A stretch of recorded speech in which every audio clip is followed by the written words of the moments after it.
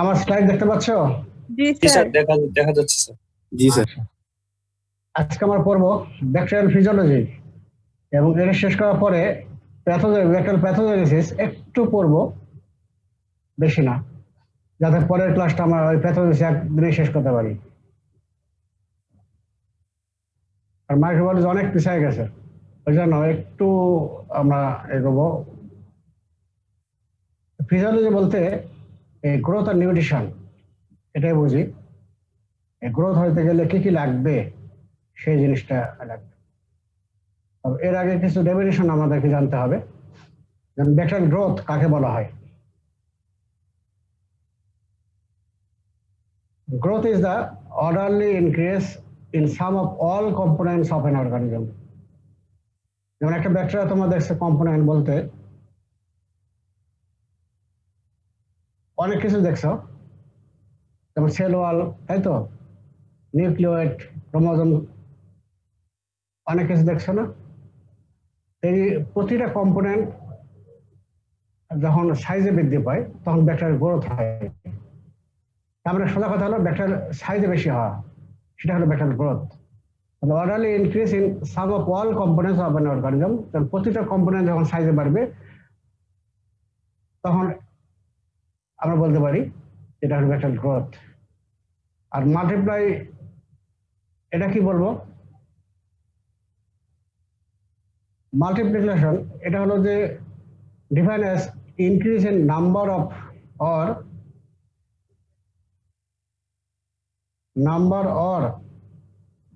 Generation of bacteria. একটা ব্যাকটেরিয়ার সংখ্যা বৃদ্ধি পাওয়াটাকে বলা হয় একটা মাল্টিপ্লাই বা মাল্টিপ্লিকেশন।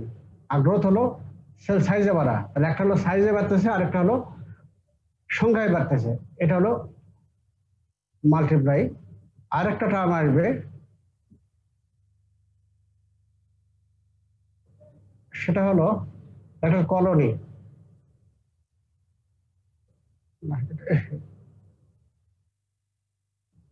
কলোনি দেখার সমস্যা হচ্ছে। কলোনি হলো macroscopic visible mass of growth is called colonies when inoculated into appropriate media. আমরা তো কালচার মিডিয়া এখনো ক্লাস নেইনি, কালচার মিডিয়া যখন ক্লাস করবো তখন জানবা যে কালচার মিডিয়া কি কি থাকে। কালচার মিডিয়া অনেক ধরনের থাকে, যেখানে ব্যাকটেরিয়া কালচার করি, চাষ করি, সেটাকে ব্যাকটেরিয়া কালচার বলা হয়। এবং এটা কালচার মিডিয়া অনেক ধরনের থাকে, সলিড থাকে, লিকুইড থাকে, তারপরে অনেক ধরনের থাকে, এটা পরে আমরা জানবো। এখন একটা ব্যাকটেরিয়া যখন কালচার মিডিয়ামে যখন চাষ করা হয়, ইনঅকুলেটেড করা হয়, ঠিক আছে, চাষ যখন করা হয় তখন সেটা সংখ্যা বৃদ্ধি পেয়ে এমন একটা অবস্থানে চলে আসবে তখন আমরা খালি চোখে দেখতে পারবো। ব্যাকটেরিয়া তো এমনি খালি চোখে দেখা যায় না, যখন আমরা খালি চোখে দেখতে পারবো তখন সেটাকে বলবো ব্যাকটেরিয়াল কলোনি, ঠিক আছে। এই জন্য বলছি macroscopic visible mass of growth is called colonies when inoculated into appropriate medium. যেমন এই ফিগারে দেখো, এটা একটা হলো ব্লাড এগার মিডিয়াম। এখানে দেখো এই সরানো ছিটানো, এই যে অনেক ব্যাকটেরিয়া কিন্তু অনেক আছে, এই যে এগুলোও কিন্তু ব্যাকটেরিয়া। আবার এই ভালো করে দেখো এখানে এই যে যেমন এই যে প্রতিটা পৃথক একটা ডট ডট দেখা যাচ্ছে, তাই তো, এগুলো কিন্তু একটা কলোনি। এখানে একটা ব্যাকটেরিয়া মাল্টিপ্লাই হয়ে অনেকগুলো হাজার হাজার লাখ লাখ ব্যাকটেরিয়া এখানে চলে আসে, তখন কিন্তু আমরা খালি চোখে দেখতে পাচ্ছি, ঠিক আছে। তাহলে এইটাই হলো ব্যাকটেরিয়াল কলোনি। এটা এই প্রতিটা আইসোলেট কলোনি, এগুলো হলো ব্যাকটেরিয়াল কলোনি বলবো। তাহলে আমরা বুঝলাম কি গ্রোথ বললাম হলো যখন সেল সাইজে বাড়তেছে সেটা গ্রোথ, যখন সংখ্যায় বাড়তেছে তখন সেটা মাল্টিপ্লাই করা বলতেছি। আর কলোনি বলতেছি যখন সেটা খালি চোখে দেখা যাচ্ছে সেটা বলতেছি আমরা ব্যাকটেরিয়াল কলোনি।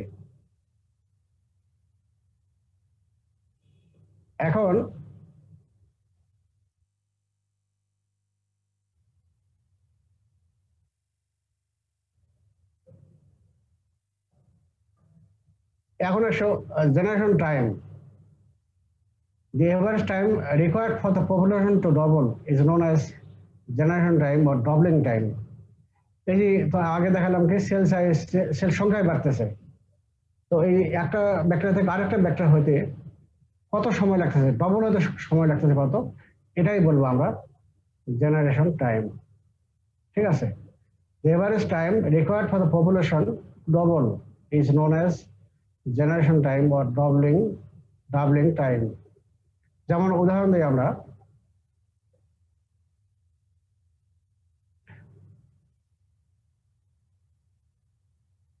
এক্সাম্পল দেখো, ইস্কেরিশিয়া কলাই, এটার সময় লাগে তোমার লেস দেন 20 মিনিটস, 20 মিনিটের কম সময় লাগতেছে।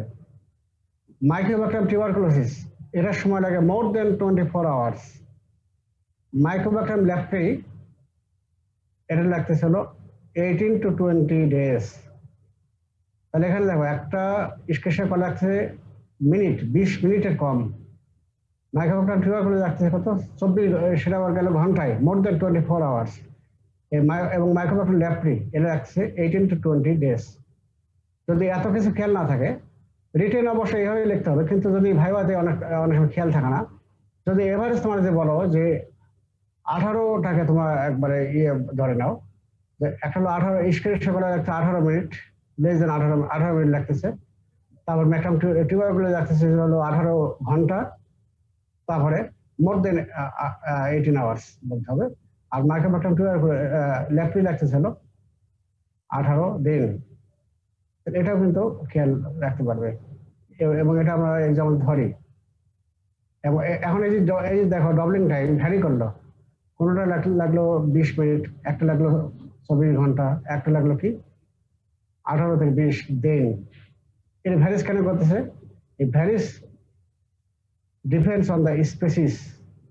ইস্কেরিশিয়া কলাই একটা স্পেসিস, মাইক্রোব্যাকটেরিয়াম টিউবারকুলোসিস একটা স্পেসিস, ল্যাপ্রি এটা একটা স্পেসিস, 3টা স্পেসিস, তাই তো? স্পেসিস টু স্পেসিস ভ্যারি করে। আর কিছু ডিপেন্ডস করে কি, আরো ডিপেন্ডস করে নিউট্রিশন, টেম্পারেচার, পিএইচ, এবং আরো অনেক ফ্যাক্টর আছে যেগুলো আমরা পরে আসতে পারি। এখন এই জেনারেশন টাইম, এটার গুরুত্বটা কি দেখো তো।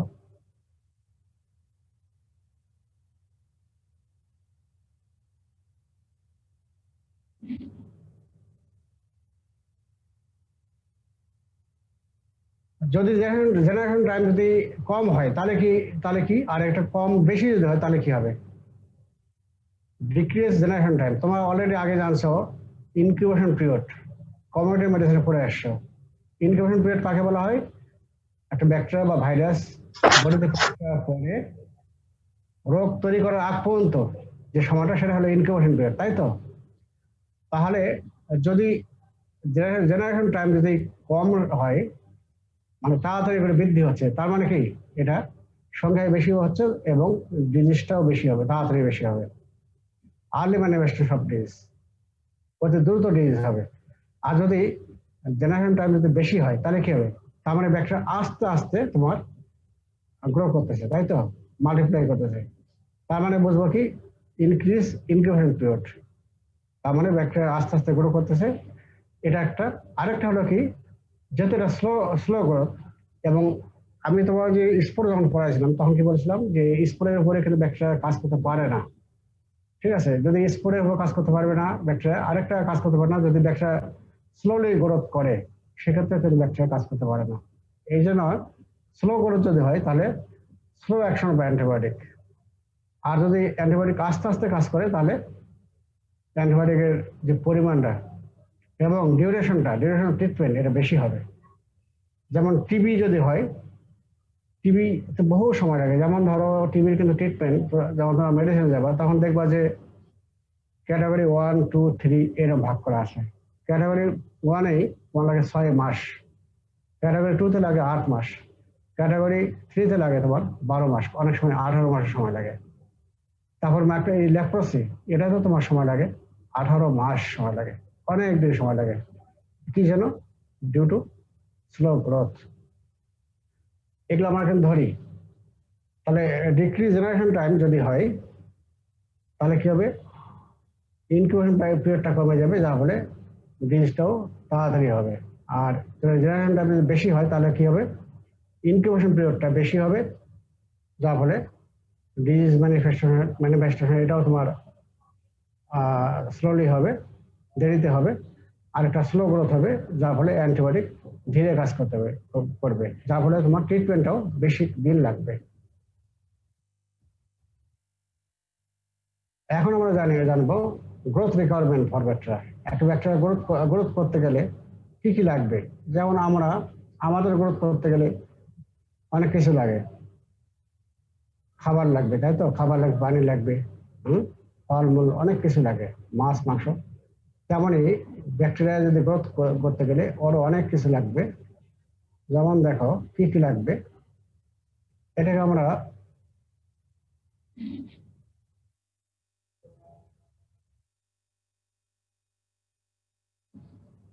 আমরা দুইটা হেডিংসে ভাগ করব। এক নম্বর হলো নিউট্রিশনাল রিকোয়ারমেন্টস, আর 2 নম্বর হলো এনভায়রনমেন্টাল কন্ডিশনস। দুইটা। এখন নিউট্রিশনাল রিকোয়ারমেন্টস কি কি আছে, একে আমরা আবার কয়েকটা হেডিংসে ভাগ করবো। একটা এসেনশিয়াল এলিমেন্টস, তারপরে হলো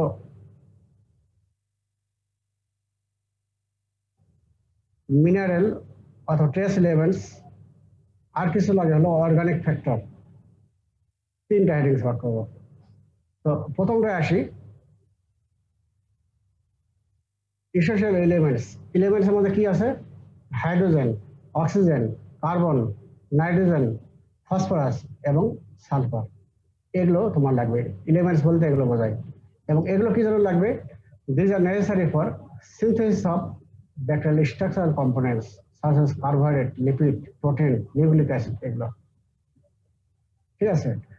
যেমন এই ব্যাকটেরিয়ার বিভিন্ন কম্পোনেন্ট যেগুলো আমরা অলরেডি পড়েছি, এগুলো কিন্তু কনসিস্ট অফ কি দিয়ে?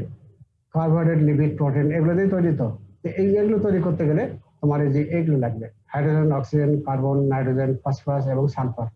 তাহলে এই হলো এসেনশিয়াল এলিমেন্টস। এরপরে আসো অর্গানিক ট্রেস এলিমেন্ট।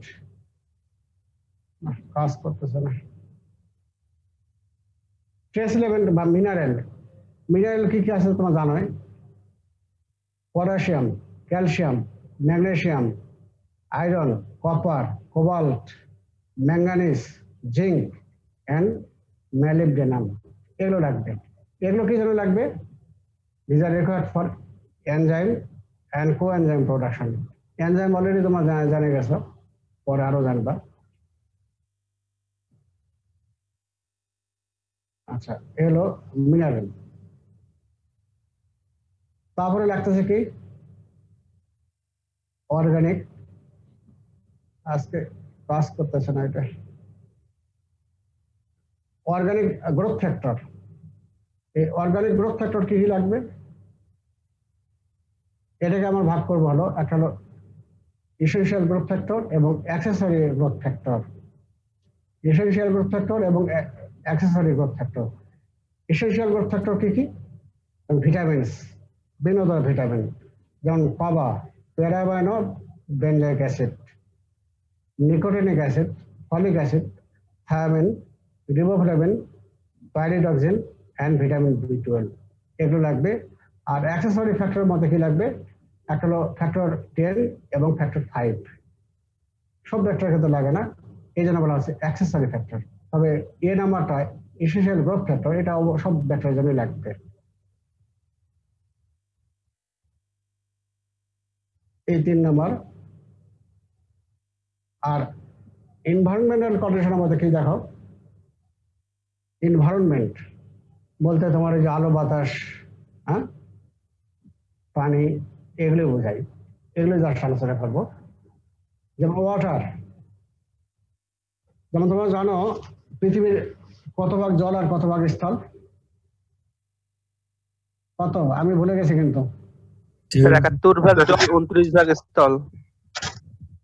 আচ্ছা, 2/3 জল, 1/3 স্থল। 1/3, তাই তো। তো ঠিক এমনই দেখো, এই ব্যাকটেরিয়ার জন্য লাগবে।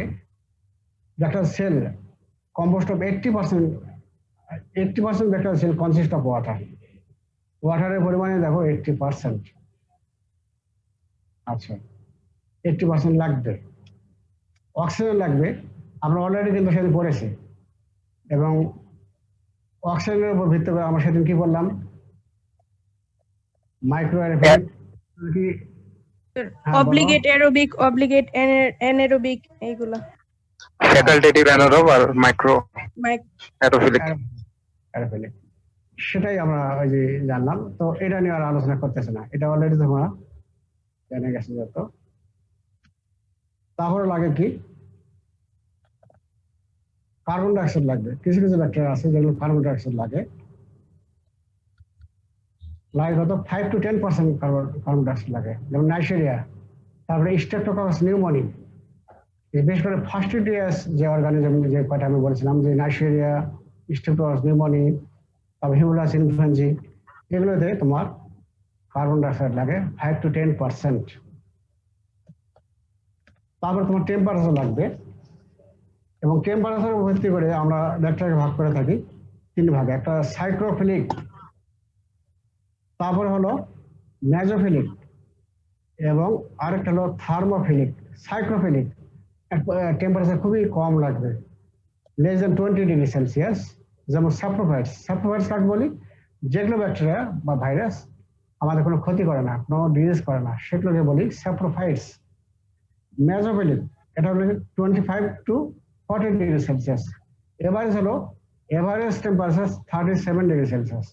আমরা যখন ব্যাকটেরিয়ালজি পড়বো তখন কিন্তু আমরা সবসময় বলবো যে 37 ডিগ্রি সেলসিয়াস।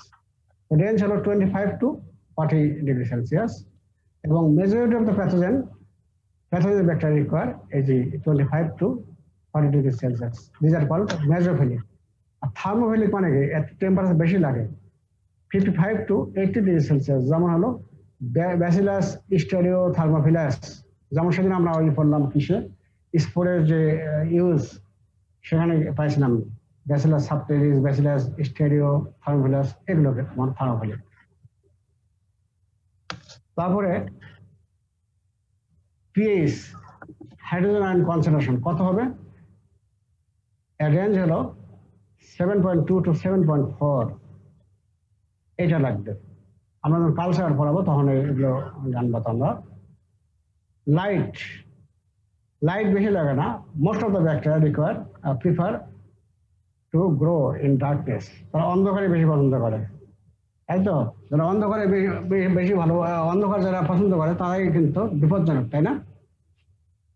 তাহলে এইগুলো আমাদের হলো গ্রোথ রিকোয়ারমেন্ট। তাহলে একটা হলো তোমার গ্রোথ রিকোয়ারমেন্ট, কি বললাম, দুইটা হেডিংসে ভাগ করলাম, তাই তো? একটা হলো ব্যাকটেরিয়াল নিউট্রিশন বললাম, নিউট্রিশন, আর একটা হলো এনভায়রনমেন্টাল ফ্যাক্টর। নিউট্রিশনের মধ্যে কি লাগতেছে? নিউট্রিশনের মধ্যে লাগলো হলো কি, তিনটা হেডলাইনে ভাগ করলাম। একটা হলো তিনটা হেডলাইন, একটা এসেনশিয়াল এলিমেন্টস, তারপর মিনারেল, তারপরে হলো অর্গানিক ফ্যাক্টর। এসেনশিয়াল এলিমেন্টের মধ্যে কি কি আছে? একটা তোমার হলো অক্সিজেন, হাইড্রোজেন, কার্বন ডাইঅক্সাইড, তারপর নাইট্রোজেন, ফসফরাস, সালফার, এগুলো। এবং এগুলো কি জন্য লাগবে? These are required for synthesis of bacterial components, carbohydrate, lipid, protein, nucleic acid, এগুলো। আর তোমার কিছু মিনারেল আছে, যেমন পটাশিয়াম, ক্যালসিয়াম, ম্যাগনেসিয়াম, ম্যালিবডিনাম, আরো অনেক কিছু বললাম, তাই তো? এগুলো কি জন্য লাগবে? They are required for synthesis of enzyme and coenzyme. আর কিছু আছে হলো organic factor, organic growth factor. এগুলো ব্যাকটেরিয়া নিজে তৈরি করতে পারে না, এগুলো আমরা কালচার আছে, এগুলো আর বলতেছে না। কি কি লাগবে? একটা এসেনশিয়াল গ্রোথ ফ্যাক্টর, আর একটা লাগবে accessory factor. Essential growth factor কি? ভিটামিনস, যেমন হলো পাবা, nicotinic acid, folic acid, thiamine, riboflavin, pyridoxine, vitamin B12। আর অ্যাক্সেসরি ফ্যাক্টরের মধ্যে হলো ফ্যাক্টর 10 and ফ্যাক্টর 5। এটা কিছু ব্যাকটেরিয়া যেন লাগে, যেমন হিমোলাস ইনফ্লুয়েঞ্জা যখন পড়বো তখন জানবা যে এগুলো লাগে। তাহলে এই হলো নিউট্রিশনাল ফ্যাক্টর। আর এনভায়রনমেন্টাল ফ্যাক্টরের মধ্যে রাখছে যেমন হলো ওয়াটার, তাই তো? তারপরে তোমার লাগতেছে হলো অক্সিজেন, এবং অক্সিজেনের উপর ভিত্তি করে আমরা 4টা ভাগে ভাগ করে থাকি। তারপর লাগতেছে হলো কার্বন ডাইঅক্সাইড, যেমন কিছু কিছু ব্যাকটেরিয়া আছে যেমন লাগে কত 5 to 10% কার্বন ডাইঅক্সাইড লাগতেছে। এরপরে হলো লাগতেছে হলো টেম্পারেচার, এবং টেম্পারেচার উপর ভিত্তি করে আমরা 3টা ভাগে ভাগ করেছি। একটা হলো সাইক্রোফিলিক, মেজোফিলিক এবং থার্মোফিলিক 3টা ভাগে ভাগ করেছি। আর হলো পিএইচ লাগে 7.2 to 7.4, এই কয়েকটা আমরা। আর লাইট হলো দে প্রিফার ডার্কনেস। আচ্ছা, এখন হলো ভেক্টর গ্রোথ কার্ভ। এই যে এতক্ষণ আমরা বললাম ভেক্টর গ্রোথ, তাই তো? এই গ্রোথ হইলে একটা কার্ভ দেখা যায়, সেটা আমরা কি পড়ি এখন।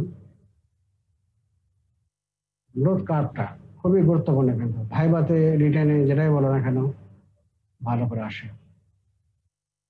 ডেফিনিশন দেখো একটু, বিশাল বড়, কিন্তু যদি বুঝতে পারো তাহলে সুবিধা হবে। আমরা করে কি, আমি আগে বললাম কি যে কালচার মিডিয়াম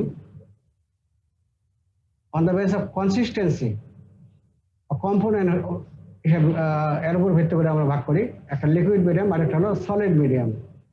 তো এখানে লিকুইড মিডিয়ামের কথা বলতেছি, যে কোনো একটা ব্যাকটেরিয়া নিয়ে আমরা করবো কি, লিকুইড মিডিয়াতে প্রথমে ওটা চাষ করব, কালচার করব, দেওয়ার পরে ইনোকুলেট করলাম, করার পরে সেখান থেকে রেগুলার ইন্টারভ্যালে আমরা করবো কি, সেখান থেকে ব্যাকটেরিয়া নিব, নেওয়ার পরে সেটা আমরা মাইক্রোস্কোপে দেখবো এবং কাউন্ট করবো যে কয়টা ব্যাকটেরিয়া গ্রো করলো। তারপর সেটা আবার গ্রাফ পেপারে আবার আমরা প্লটিং করবো, আঁকবো, করলে একটা কার্ভ পাওয়া যাবে, সেটাকে বলা হয় গ্রোথ কার্ভ। যেমন দেখো পড়ি তাহলে, if a liquid medium is inoculated with bacteria, 1 number, and small samples are taken at a regular intervals, and the number of viable cells per mammal is determined periodically and plotted on a graph in respect to time, it will give a characteristic curve known as growth curve. খুবই কঠিন হলো, কয়েকটা ফেজে ভাগ করো। প্রথম কথা কি, if a liquid medium is inoculated with bacteria, তার মানে প্রথমটা হলো যে একটা ব্যাকটেরিয়া লিকুইড মিডিয়াতে আমরা ব্যাকটেরিয়া চাষ করলাম, ইনঅকুলেশন করা, চাষ করলাম, সে তারপর গ্রো করলো।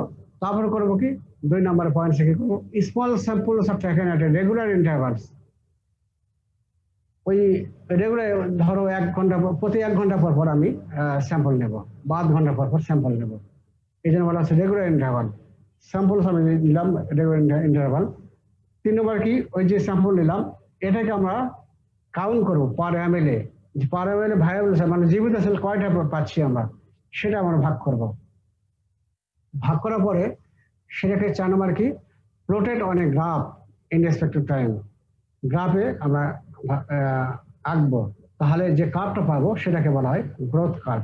এই জন্য সিকোয়েন্স মেনটেন করো, তাহলে তোমার সুবিধা হবে। If a liquid medium is inoculated with bacteria and small samples are taken at regular intervals and the number of viable cells per ml is determined periodically and plotted on a graph in respect to time, it will give a characteristic curve known as growth curve. এখন এই growth curve এটা 4টা phase. 4টা ফেজের নাম হলো, একটা হলো ল্যাগ ফেজ, ওটা আরেকটা নাম হলো প্রিপারেটরি ফেজ, 2 নম্বর হলো এক্সপোনেনশিয়াল ফেজ বা লগ ফেজ, তারপরে 3 নম্বর হলো স্টেশনারি ফেজ, 4 নম্বর হলো ডিক্লাইন ফেজ। এই হলো ফেজ 4টা।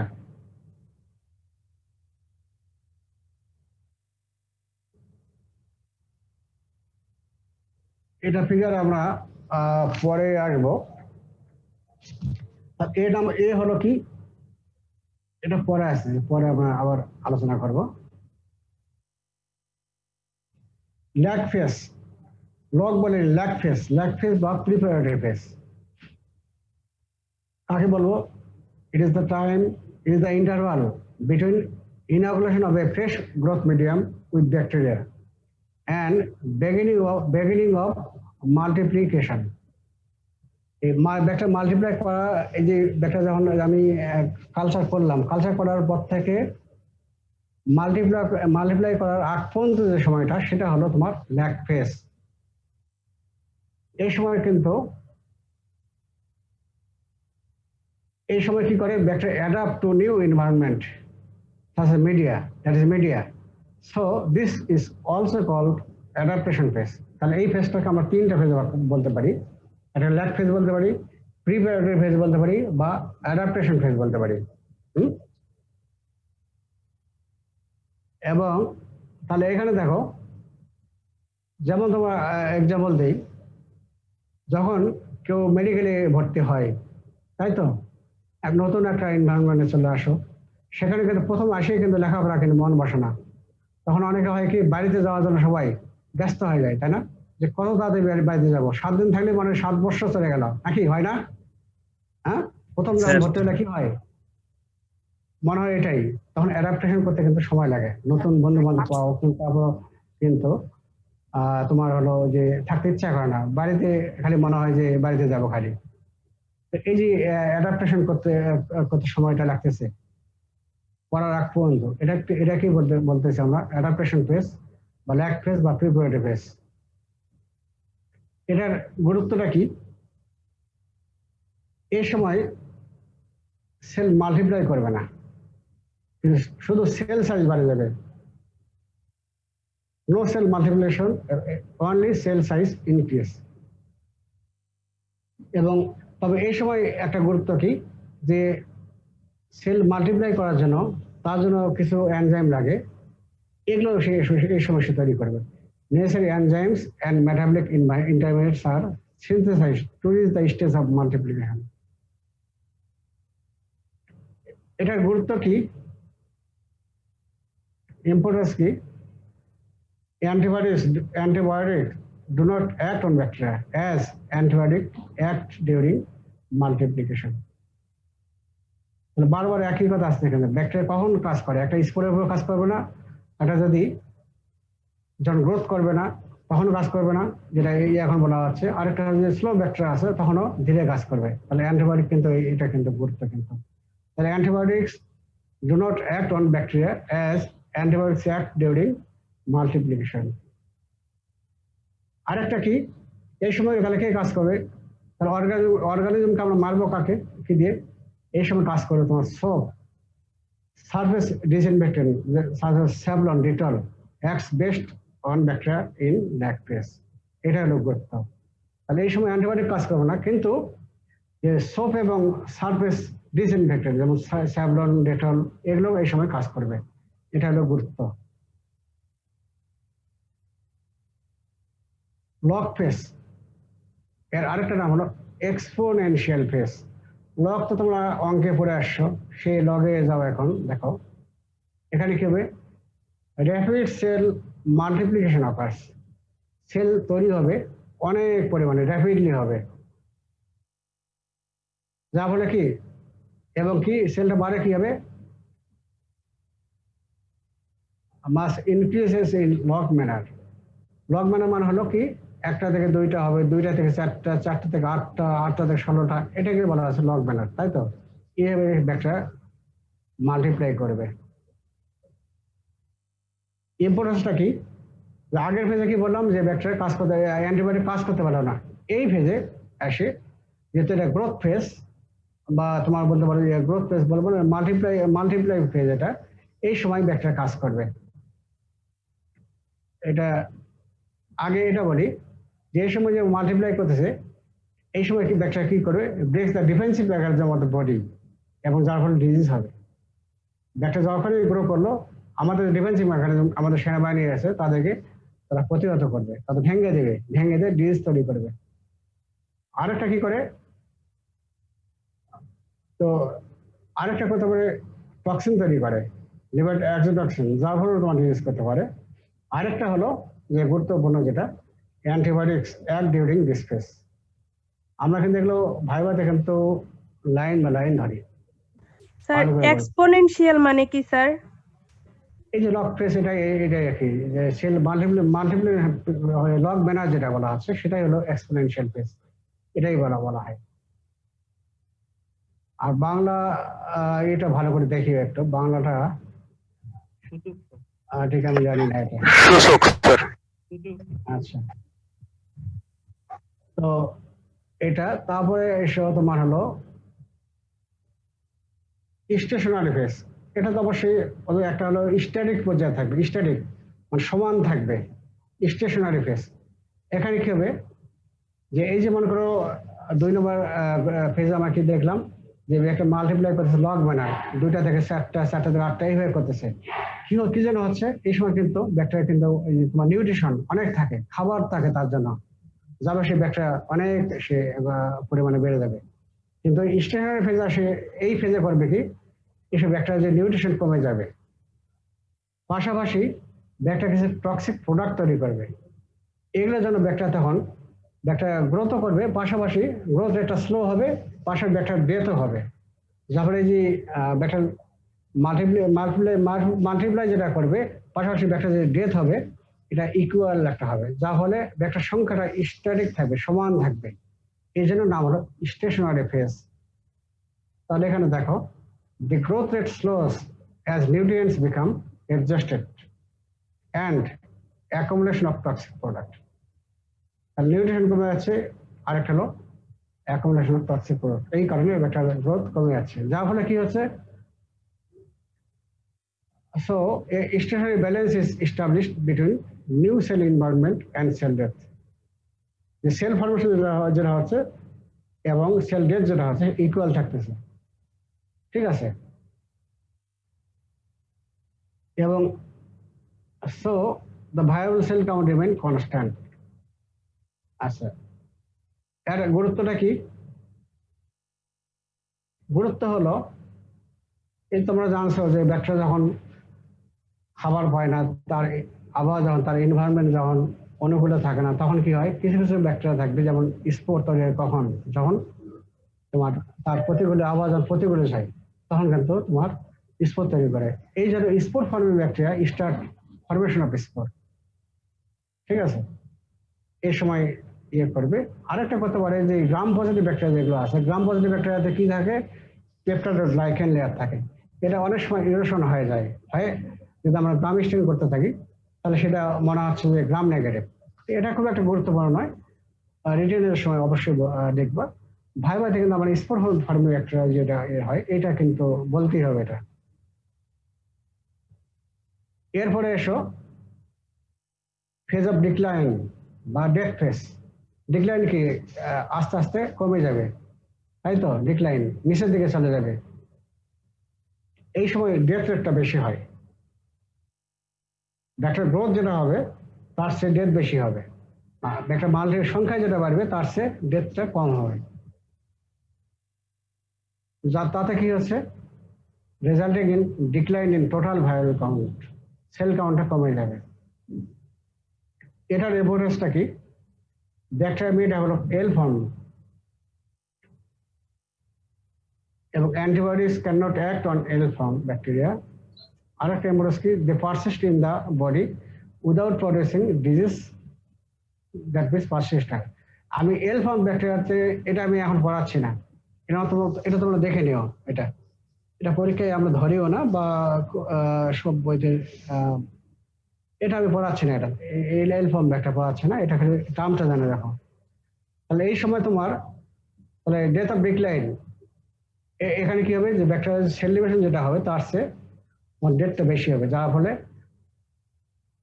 কি হবে, তোমার জীবিত সেলটা কমে যাবে। গুরুত্ব কি, bacteria may develop L form bacteria এবং এল ফর্ম ব্যাকটেরিয়ার উপরে অ্যান্টিবায়োটিক কাজ করতে পারে না এবং they persist in the body without producing disease, এবং তারা ডিজিজ তৈরি করবে না কিন্তু পারসিস্ট করবে। তবে তাদের আবহাওয়া যখন আবার অনুকূলে যাবে তখন কিন্তু আবার ডিজিজ করতে পারে এই এল ফর্ম ব্যাকটেরিয়া। তাহলে এখানে দেখো তোমরা, এখন আমরা ইয়েতে যাই,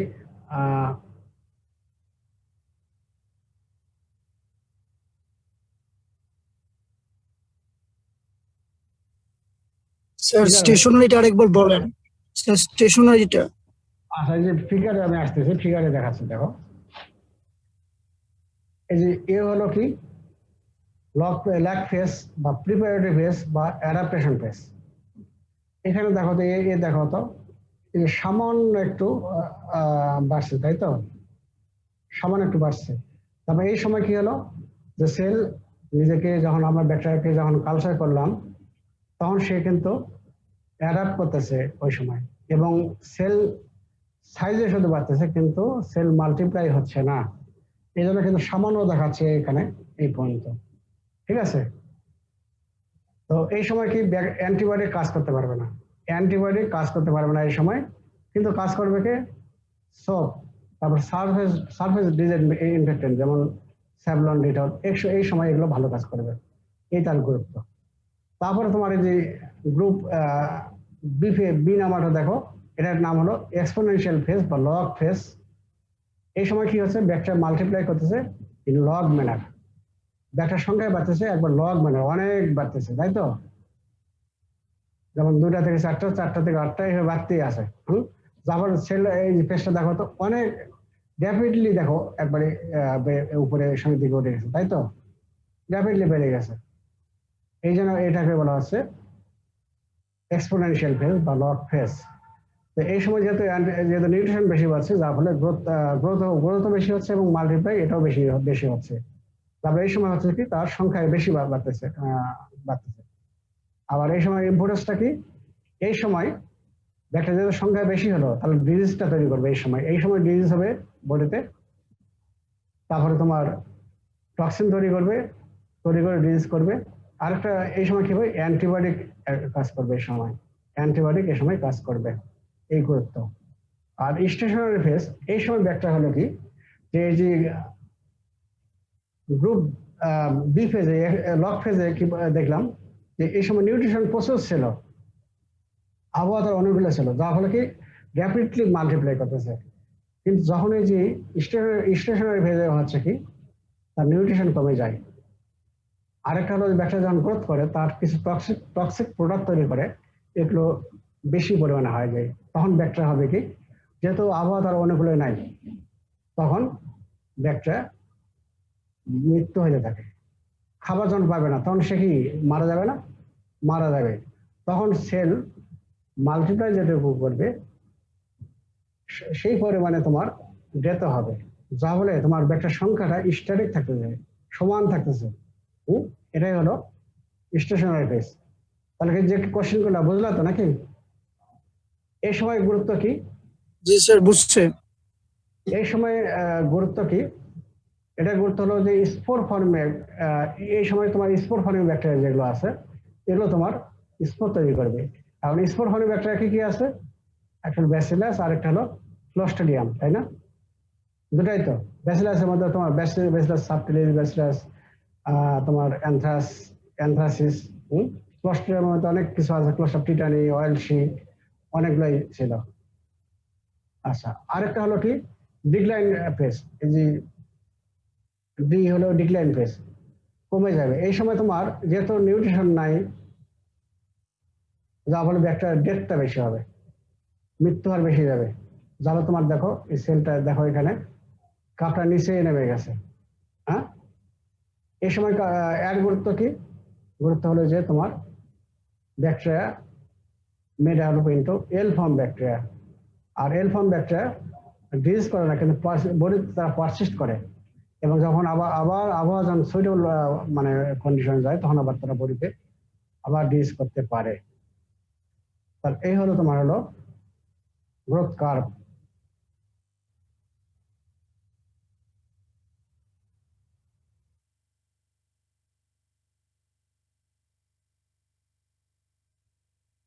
তাহলে এই হলো তোমার, এরপরে আমরা পড়বো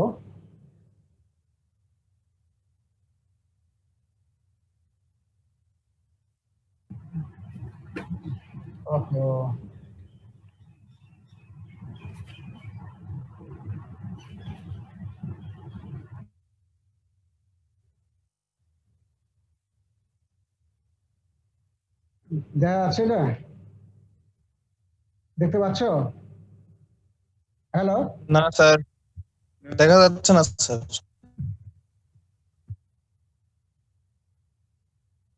এখন? জি স্যার, দেখা যাচ্ছে।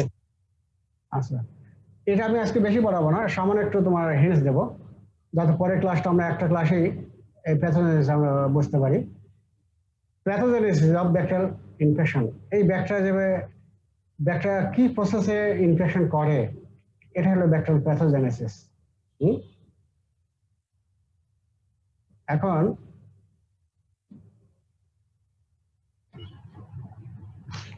কয়েকটা টার্ম আমাদের জানতে হবে এটা পড়তে গেলে।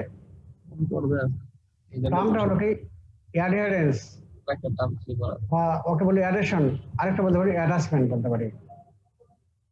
তারপরে ক্যারিয়ার, ইনফেকশন, আরো কিছু টার্ম আছে জানবো। অ্যাডহারেন্স অথবা অ্যাডেশন অথবা অ্যাটাচমেন্ট। তোমরা জানবা একটা ব্যাকটেরিয়া বা ভাইরাস যখনই বডিতে প্রবেশ করে, কিছু কিছু ব্যাকটেরিয়া আছে যে যদি বডিতে আগে বেঁধে যদি বাইন্ডিং না করে তাহলে তাহলে তাহলে তারা কিন্তু ডিজ তৈরি করতে পারবে না। এই জন্য প্যাথোজেনেসিসের একটাই শর্ত হলো তাকে প্রথমে আগে বডিতে থাকতে হবে, টিকে থাকতে হবে। টিকে থাকার জন্য তাকে আগে অ্যাটাচমেন্ট করতে হবে, এবং অ্যাটাচমেন্ট কিভাবে করে সেটা আমরা পরে জানবো। খালি আমার ডেফিনিশন জানো, যে process by which bacteria stick to the surface of host cell. যেমন একটা এক্সাম্পল দিই, এস্কেরিসিয়া কলাই সে করে কি আমাদের ইন্টেস্টাইন থাকে, যখন ইন্টেস্টাইন থাকে তখন সে কিন্তু ডিজিজ করে না। আবার যখন আমরা ডিফিকেট করি তখন সে করে কি পেরিয়ানাল রিজনে সে কলোনি তৈরি করে, এবং কলোনি করে, এবং কলোনি করার সময় সে কিন্তু কিছু বাইন্ডিং করবে। তারা পাইলাই দিয়ে সে বাইন্ডিং করে সে কিন্তু কলোনি তৈরি করে। সেখান থেকে কাছে হলো কি ইউরেথ্রায় সে প্রবেশ করবে, এবং ইউরেথ্রা থেকে সে ইউরিনারি ব্লাডারে যাবে, তারপরে কিডনিতে যাবে, এইভাবে সে ইনফেকশন করে। ঠিক আছে, এই যে বাধ্য যদি সে বাইন্ডিং না করে পাইলাই দ্বারা, তাহলে আমরা যখন ইউরিনেশন করবো, মিক্সেশন করবো, তখন সে কিন্তু ওয়াশ আউট হয়ে চলে যাবে। তাহলে সত্যটা কি হলো, তাকে অবশ্যই বাইন্ড করতে হবে। যেমন একটা ব্যাকটেরিয়া যখন স্কিনে প্রবেশ করবে, যেমন স্টেফিলোকক্কাস, তখন সে কি করবে, বাইন্ডিং করবে স্কিনেই। ঠিক আছে, যেমন গ্রাম পজিটিভ ব্যাকটেরিয়া কি দিয়ে বাইন্ড করে বলছিলাম, টিকোইক অ্যাসিড। টিকোইক অ্যাসিড, এই টিকোইক অ্যাসিড এগুলো বাইন্ড করবে। এগুলো আমরা পরে আবার আসতেছি। The process by which bacteria stick to the surface of the host cell is called the adherence or adhesion অথবা attachment. তারপর ক্যারিয়ার কাকে বলবো, একটা অ্যানিমেল অথবা পার্সন যাই হোক না কেন, ম্যান বা অ্যানিমেল যাই হোক না কেন, তার মধ্যে তোমার অর্গানিজম আছে কিন্তু কোনো ডিজিজ নাই, সিমটম নাই, অ্যাসিমটমেটিক পর্যায়ে আছে, কিন্তু সে কিন্তু ডিজিজ ট্রান্সমিট করবে অন্য পার্সনকে অথবা অ্যানিমেলকে ট্রান্সমিট করবে, তাকে বলা হচ্ছে ক্যারিয়ার। এগুলো তোমার কমিউনিটি মেডিসিনে পড়ে আসছো, সামান্য একটু এখানে পার্থক্য হবে। A person or animal with asymptomatic infection that can be transmitted to another susceptible person or animal. ঠিক আছে, এটা ক্যারিয়ার। আর ইনফেকশন কাকে বলবো, একটা যখন অর্গানিজম আমাদের বডিতে প্রবেশ করলে আমরা কিন্তু ইনফেকশন বলতে পারি না, তাই তো নাকি? যখন সে মাল্টিপ্লাই করবে আমাদের বডিতে, তখন তাকে আমরা বলবো ইনফেকশন। তাহলে আমরা বলতে পারি multiplication of an infectious agent within the body is called the infection. তারপরে আমরা বলবো ইনভেশন। এই যে আমাদের বডিতে প্রবেশ করলো, করে সে কি করবে, সেলের ভিতরে প্রবেশ করবে। প্রথমে কয়েকটা সেলের ভিতরে প্রবেশ করলো, তারপরে ওই সেলে ইনফেকশন করে সে সারাউন্ডিং সেল বা টিস্যু দেশে যাবে। এই যে প্রসেস, এটাকে বলা হচ্ছে ইনভেশন।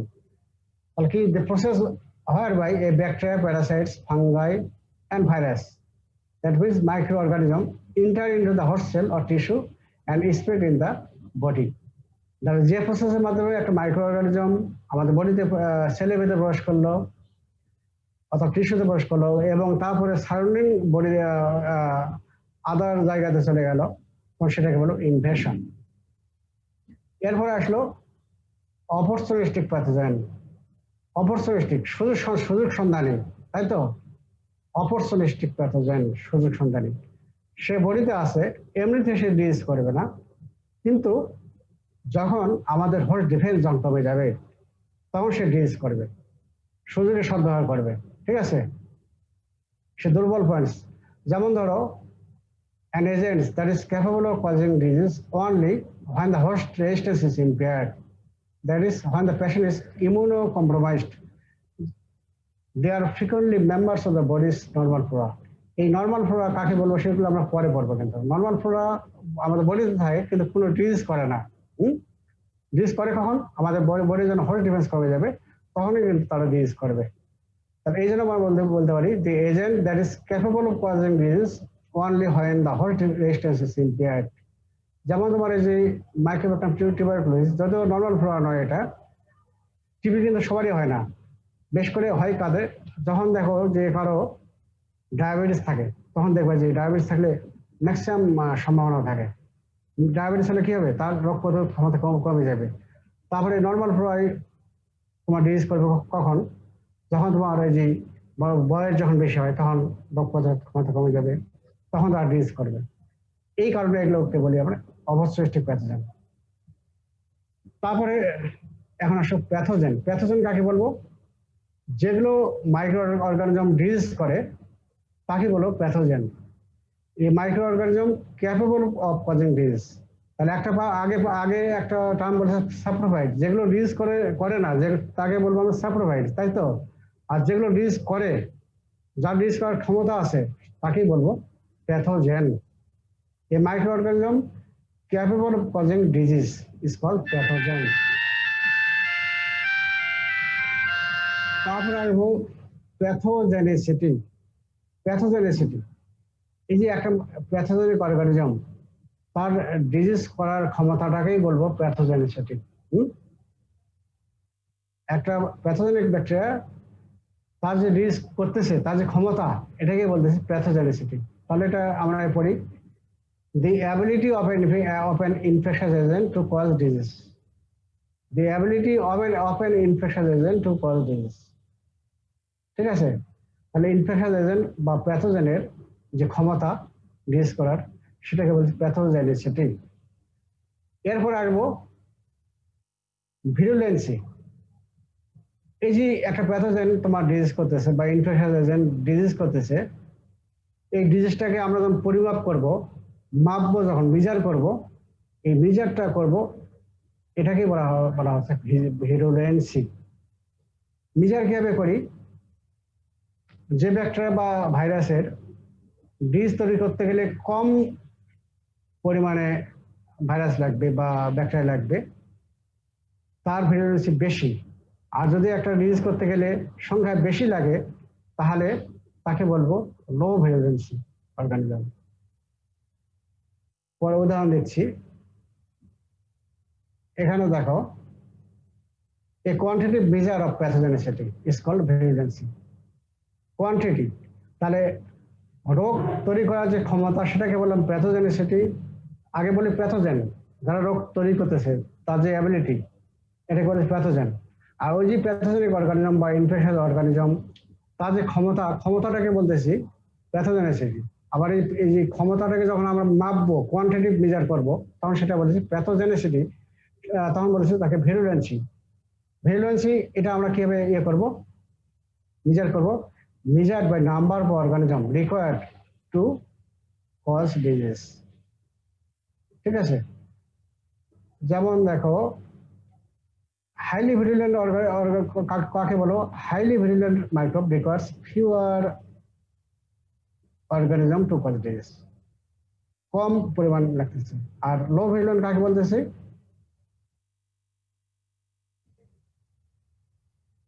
আচ্ছা, এখানে উদাহরণ দেই, যেমন শিগেলা কি করে? ডিসেন্ট্রি করে, তাই তো? শিগেলা ধরো 1টা থেকে 10টা অর্গানিজম আমরা খেয়ে ফেলি, ওটা তো তোমার স্প্রেড করে খেয়ে অরোফিক্যাল রুটে, তাই তো? 1টা থেকে 10টা অর্গানিজম আমরা খেয়ে ফেলি, তাহলে কিন্তু সে কিন্তু ডিজিজ করবে। এই জন্য সে কিন্তু highly virulent organism.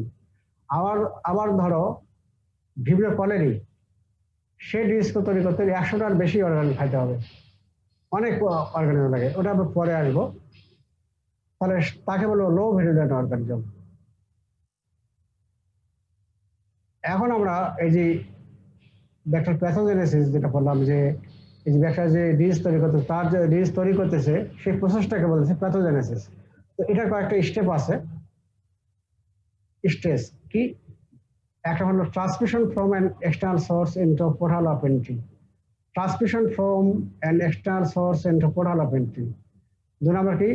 evasion of primary host defense such as skin or stomach acid. তারপরে তোমার হলো adherence to mucous membrane usually by pili. বা পিলাই। 4 নম্বর হলো কি colonization by growth of bacteria at the site of adherence। তারপরে এসো disease symptoms caused by toxin production or invasion accompanied by inflammation। 6 নম্বর কি বললাম host response both non-specific and specific during stage 3, 4 or 5। 7 নম্বর হলো progression or resolution of disease। এই হলো কয়েকটা points, এই কয়েকটা পয়েন্ট ভালো করে করতে হবে। তাহলে transmission from external source into portal of entry. Transmission বলতে হলো যে তোমার হলো এক্সটার্নাল সোর্স মানে বাইরে থেকে আমাদের বডিতে প্রবেশ করতেছে।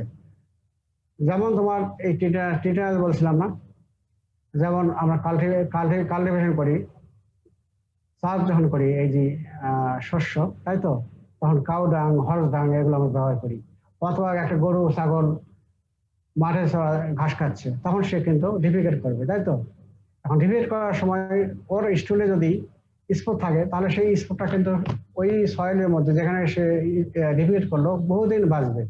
আর ওই জায়গায় যদি মনে করো অ্যাক্সিডেন্ট, যদি রোডটা অ্যাক্সিডেন্ট হয় বা মানে ধান কাটতেছে, হ্যাঁ, ওই সময় যদি ওনটা যে কন্টামিনেশন হয় যে স্পট দ্বারা, তাহলে কিন্তু সে কিন্তু টিটানাস তার হবে কিন্তু। তাহলে ওটা সোর্স হলো কি স্কিন, তাই না। আবার দেখো তোমার এই যে ইন্টারভাস্কুলার এটা করে ডিসেন্ট্রি, শিগেলা এটা করে ডিসেন্ট্রি, ব্লাডি ডিসেন্ট্রি করে। এগুলো যাবে কি অরফিক্যাল। যদি কোনো কারণে তোমার খাবার এই ওয়াটার বা ফুড যদি কন্টামিনেশন হয়, সেটা কন্টামিনেট ফুড যদি আমরা খাই, তাহলে ডিজিজ হবে। তাহলে পোর্টাল অফ এন্ট্রি কি হলো এখানে মাউথ, অরফিক্যাল রুট, তাই তো। আর সোর্স কি হলো ওয়াটার বা ফুড। এই জন্য বলছে transmission from external source into portal of entry. তারপরে 2 নম্বর হলো কি evasion of primary host defence such as skin or stomach acid. যেমন ধরো একটা আমি রিসেন্টলি এই যে করতেছে ইন্টারভাস্কুলার, বা তোমার এই যে ধরো সালমোনেলা টাইফয়েড ফিভার করে, এটাও কিন্তু তোমার এই যে পানিবাহিত অসুখ। তারপর শিগেলা, এগুলো পানিবাহিত অসুখ। এগুলো যখন আমরা পানির মাধ্যমে খাচ্ছি, তখন কি হবে স্টমাকে যাবে, তাই তো। স্টমাকে গেলে কিন্তু কিছু অর্গানিজম কিন্তু মারা যায় বাই হাইড্রোক্লোরিক অ্যাসিড। তো এই অর্গানিজম কি করবে, সেটাকে ইভেশন করবে, ইভেশন এড়িয়ে যাবে। এই জন্য বলা আছে evasion of primary host defence.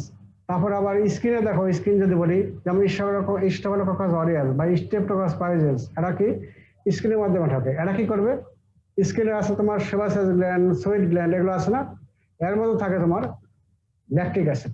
এর পিএইচটা কিন্তু অ্যাসিডিক পিএইচ।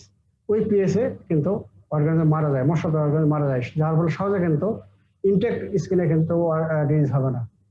তো যদি কোনো কারণে তোমার এই যে ইনটেক্ট স্কিন না থাকে, তাহলে কিন্তু ডিজিজ হবে। তো এই অর্গানিজম গুলো কি করবে, প্রথমে এই যে এগুলোকে ইভেশন করবে, বেরিয়ে চলবে। তারপর 3 নম্বর হলো adherence to mucous membrane usually by পাইলাই।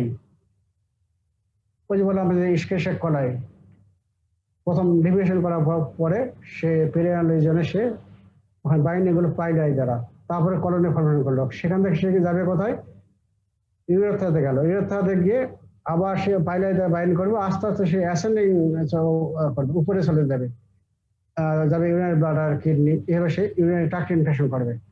তাহলে প্রথম সে করলো বাইন্ডিং করলো, অ্যাডহেরেন্স করলো।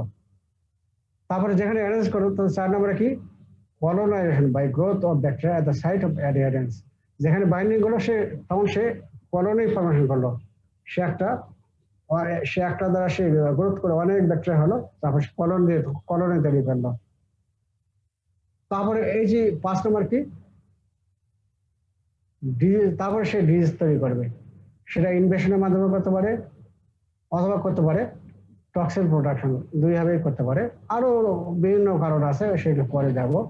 ডিজিজ করতেছে। তারপরে হবে কি হোস্ট রেসপন্স হচ্ছে। হোস্ট রেসপন্স একটা ব্যাকটেরিয়া মনে করো আমাদের বডিতে, ব্যাকটেরিয়া বা ভাইরাস বডিতে যখন প্রবেশ করে, সঙ্গে সঙ্গে সে কিন্তু ডিজিজ তৈরি করতে পারবে না, বা ডিজিজ তৈরি করতে গেলেও তখন কি করবে, আমাদের সেনাবাহিনী আছে, তাই তো। যেমন আমাদের বাংলাদেশকে রক্ষার জন্য কি আর্মি আছে, তাই তো। ঠিক তেমনই কিন্তু আমাদের বডিতে যে সেনাবাহিনী আছে, লিম্ফোসাইট, নিউট্রোফিল, এগুলো ব্যাক্টেরিয়া অনেক আছে কিন্তু। এগুলো প্রথম করবে কি, একটা ব্যাকটেরিয়া ভাইরাস প্রবেশ করলে তাকে তারা খেয়ে ফেলবে, মেরে ফেলবে।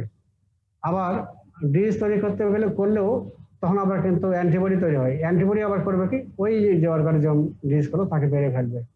তো এই জন্য হোস্ট রেসপন্স আমরা করবো কখন, যখন আমরা ইমিউনোলজি পড়বো তখন কিন্তু আমরা জানবো। তারপরে হোস্ট রেসপন্স এইটুকু জানে রাখো। তারপর 7 নম্বর হলো কি, progression of or resolution of disease. এই অ্যান্টিবডি তৈরি হলো বা ইন্টারফেরন থাকে বা তোমার যে কমপ্লিমেন্ট থাকে, এগুলোর মাধ্যমে ওই ব্যাকটেরিয়া বা ভাইরাস মারা যাবে, যা বলে কি ডিজিজটা ভালো হবে। এটাকে বলা হচ্ছে progression or resolution of disease. তাহলে এইটুকু আমরা আজকে পর্যন্ত জানিয়ে রাখি। তাহলে আগামী কালকে ক্লাসে পড়বো প্যাথোজেনেসিস, এটা আমরা শেষ করে দেবো, ঠিক আছে? স্যার প্রোগ্রেশন অর রিসলিউশনটা একটু আবার বলতেন যদি। প্রোগ্রেশন এই যে আমাদের যে হোস্ট রেসপন্স হলো, যে মনে করো ডিজিজ হলো, তারপরে আমাদের কি বলে দিয়ে সেনাবাহিনী আছে, এরা কি করবে, যেমন সেনাবাহিনী কি ম্যাক্রোবেস, তারপরে কি হবে ম্যাক্রোবেস, নিউট্রোফিল, মানে ফ্যাগোসাইটিক সেল যেগুলো আর কি, এগুলো করবে ব্যাকটেরিয়া বা ভাইরাসকে খেয়ে ফেলবে, যা বলে ওই সব প্রথমে কিন্তু একটা ডিজিজ সে নাও করতে পারে। যদি আমাদের হোস্ট ডিফেন্স ভালো থাকে তাহলে কিন্তু ডিজিজ হয় না। আবার ডিজিজ যদি হয়েও থাকে তখন আবার করবে কি, এই যে লিম্ফোসাইট, বিশেষ করে তোমার এই যে বি লিম্ফোসাইট থেকে যখন হেল্পার লিম্ফোসাইট, এগুলো হয় কি, হেল্পার লিম্ফোসাইট তখন কাজ করে তোমার হলো বি লিম্ফোসাইটের উপরে। বি লিম্ফোসাইট করবে কি, সেখানে কিছু মেমোরি সেল তৈরি করে, আবার কিছু ওখান থেকে করবে তোমার বি লিম্ফোসাইট থেকে প্লাজমা সেল তৈরি করে, প্লাজমা সেল থেকে তৈরি হবে অ্যান্টিবডি। অ্যান্টিবডি করবে কি তোমার ওই যে অর্গানিজমকে মেরে ফেলবে, যার ফলে ডিজিজ তোমার ভালো হয়ে যাবে আস্তে আস্তে। তারপর কিছু আছে কমপ্লিমেন্ট, এরাও করবে কি ওই যে তোমার ফ্যাগোসাইটোসিস, তাকে হেল্প করবে, ঠিক আছে? তো এগুলো এখনই অত বুঝবা না, আস্তে আস্তে বুঝবে। স্যার একটা কোয়েশ্চেন ছিল, এই অক্সিজেন রিকোয়ারমেন্টের ভিত্তিতে যে ভাগ করা হয়, ফ্যাকাল্টেটিভ অ্যানারোব আর মাইক্রো অ্যারোফিলিক, এই দুটো স্যার একটু যদি হয়েছে। মাইক্রো অ্যারোফিলিক হলো যে আমাদের আগে ফ্যাকাল্টেটিভ অ্যানারোব বলি। আগে প্রথম আমরা জানি কি যে হলো স্টিক অ্যানারোব, তাই তো? স্টিক অ্যানারোব কাকে বলতেছি, যে তাদের বাঁচার জন্য অবশ্যই অক্সিজেন লাগবে, অক্সিজেন ছাড়া তারা বাঁচতে পারবে না, তাই তো? যেমন তোমার হলো মাইক্রোবাক্টার টিউবারকুলোসিস, তারপর সিডোমোনাস, হ্যাঁ। আবার কিছু অর্গানিজম আছে যে স্টিক অ্যানারোব, তারা অক্সিজেন থাকলে তারা বাঁচতেই পারবে না, যেমন তোমার হলো কি ক্লোস্ট্রিডিয়াম, ক্লোস্ট্রিডিয়াম। এগুলো অ্যানারোবিক, স্টিক অ্যানারোব।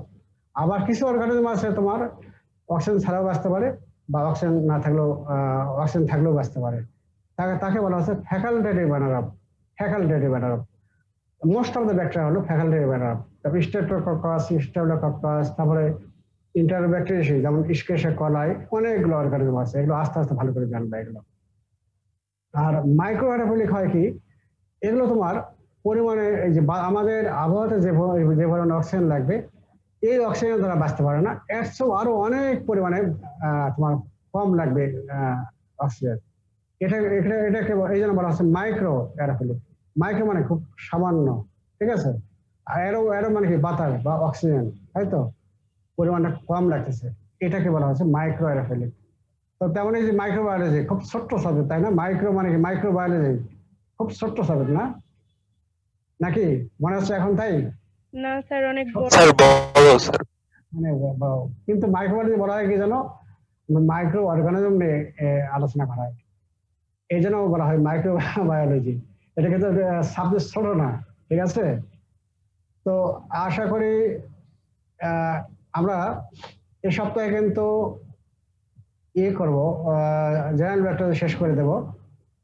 আমার ক্লাসটা আমি শেষ করে দেবো, এবং এই সপ্তাহে প্রতিদিন আমি ক্লাস নেব। তারপরে আগামী সপ্তাহে সম্ভবত আমি ঢাকায় যেতে পারি, 7 দিন হয়তো থাকবো না হয়তো। তবে পূজার সময় কিন্তু ক্লাস নেবো, এটুকু জানে রাখো। কিন্তু পূজার সময় শুধু ওই দশমীর দিন বাদ দিয়ে অন্য দিন কিন্তু ক্লাস নেবো, ঠিক আছে? স্যার পূজার 5 দিন ছুটি চাই। নট ছুটি, পূজার 5 দিন ছুটি নেই, ছুটি মাত্র 1 দিন, ঠিক আছে? ছুটি 1 দিন। এবং ওই যে তোমাদের আগে বলেছি এই যে আমরা কাজ করতেছি আমাদের ছুটি কিন্তু ক্যান্সেল, বুঝছো? আমরা কিন্তু এই যে শুক্র নাই শনিবার নাই প্রতিদিন কাজ করি। তারপরে তোমাদের গভর্নমেন্ট ছুটি, আমাদের কিন্তু গভর্নমেন্ট ক্যান্সেল করেছে। আমরা কিন্তু তোমার এই যে ঈদ গেল, সবাই করছে ঈদের নামাজ পড়ে এসে কাজ করছে।